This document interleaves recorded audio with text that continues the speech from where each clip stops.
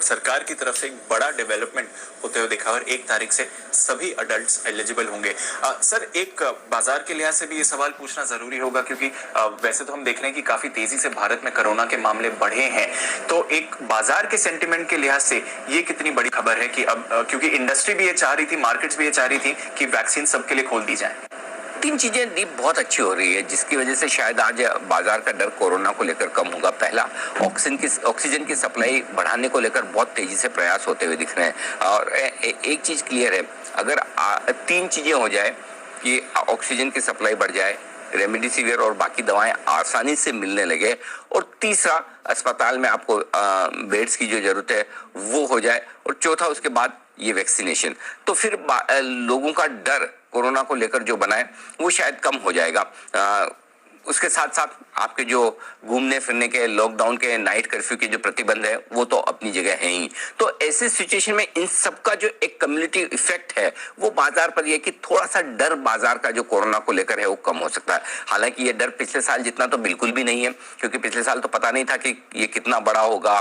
कब तक चलेगा, वैक्सीन आएगी नहीं आएगी, आएगी तो कब आएगी, किस फॉर्म में आएगी, 50 सवाल थे जिसके जवाब नहीं थे। इन सारे सवालों के जवाब आपके पास में है, तो बाजार का डर जो है वो एक लिमिटेड है, और लिमिटेड डर इसलिए कि भाई मामले जरूरत से ज्यादा बढ़ रहे हैं। लेकिन आपको, हमको, बाजार को, सबको ये पता है कि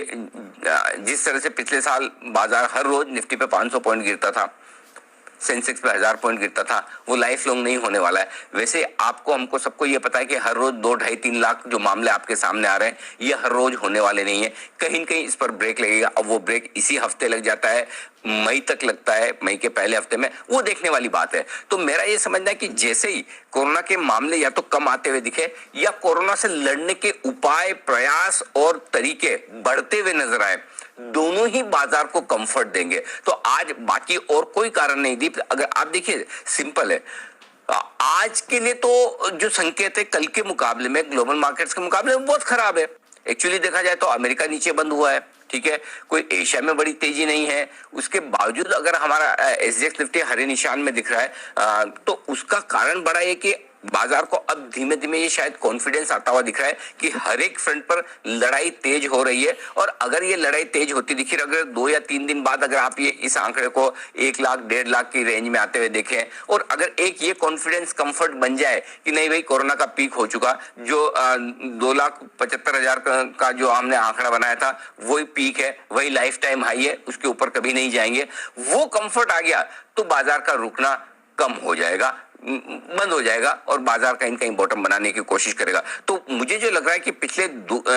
24 घंटों में जिस तरह से बहुत स्ट्रॉन्ग एक्शन राज्य और केंद्र सरकारों की तरफ से होता हुआ दिख रहा है, कोऑर्डिनेटेड एफर्ट्स होते हुए दिख रहे हैं, ऑक्सीजन, दवा, हॉस्पिटल्स की सेवाओं को लेकर जो एफर्ट्स होते हुए दिख रहे हैं, वो कहीं कहीं बाजार को कॉन्फिडेंस देगा। तो डर बढ़ते हुए मामलों का बरकरार है, ऐसा नहीं कि खत्म हो गया, लेकिन कहीं न कहीं ये कॉन्फिडेंस आएगा कि जो प्रयास किए जा रहे हैं उस प्रयास का असर ये होगा कि आज नहीं तो 7 दिन बाद। और देखिए, बाजार की तो सिंपल सी जो गणित है वो यही है कि हम आज के बजाय कल की तरफ ज्यादा देखते हैं, आने वाले कल पे ज्यादा फोकस करते हैं। और अगर आने वाले कल को लेकर बाजार का कॉन्फिडेंस जिस दिन ये बन गया कि नहीं वर्स्ट इज ओवर या इससे ज्यादा खराब अब नहीं होगा, तो वहां से बाजार गिरना रुक जाएंगे और धीमे धीमे फिर से बढ़ने की कोशिश करेंगे। तो make no mistake, we are in bull market,